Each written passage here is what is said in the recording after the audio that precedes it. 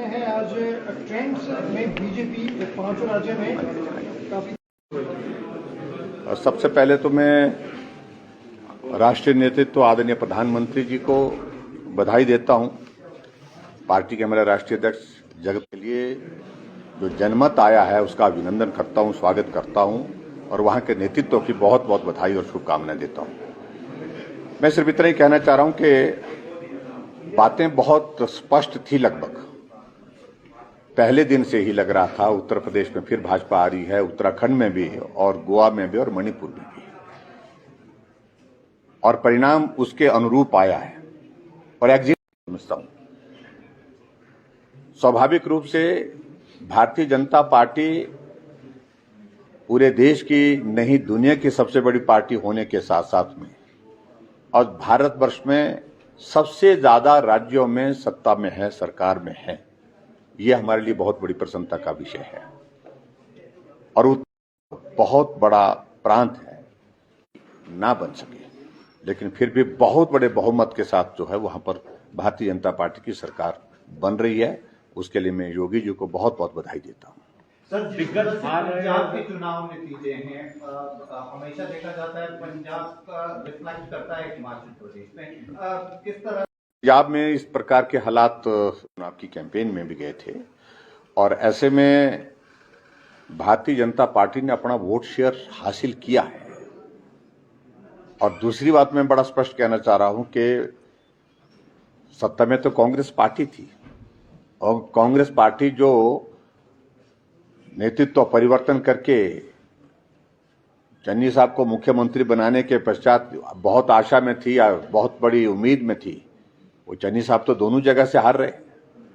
जो सिद्धू जी बहुत बड़ी बड़ी हाँक रहे थे, बहुत बड़ी बातें कर रहे थे, बहुत फेंक रहे थे, वो तीसरे नंबर पर चल रहे हैं।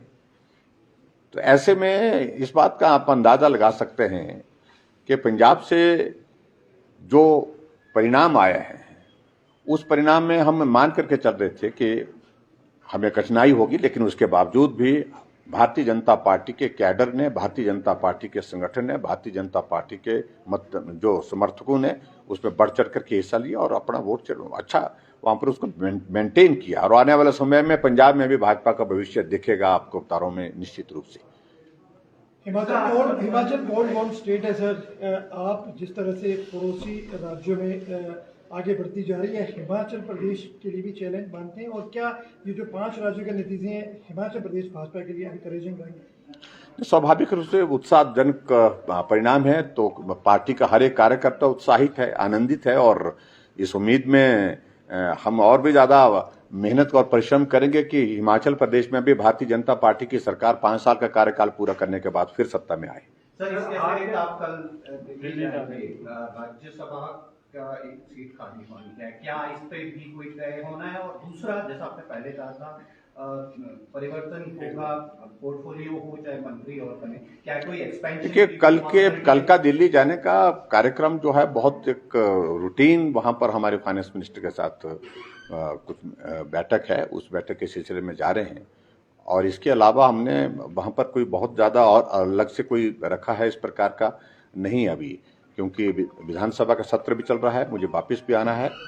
और उसके साथ दूसरी बात यह है कि स्वाभाविक रूप से आज के परिणाम आने के पश्चात हमारा केंद्रीय नेतृत्व कल बहुत व्यस्त होगा।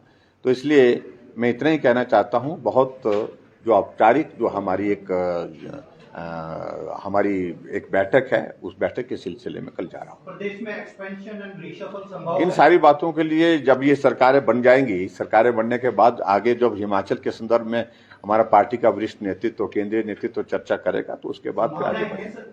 तो देखिए, राजनीति में संभावनाओं को तो कभी मना नहीं किया जा सकता है। सर, ईवीएम हैकिंग क्या हमेशा रहता है, आज के बाद तो आप किस तरह? अब आज से ये पिछले कल परसों से जब से एग्जिट पोल आना शुरू हो गया तो उस वक्त से शुरू हो गया था ये कि ईवीएम जो है वो ठीक नहीं है। कुछ लोगों ने, बड़े नेताओं ने जो विपक्ष के हैं, वो इस बात का जिक्र हमेशा करते हैं।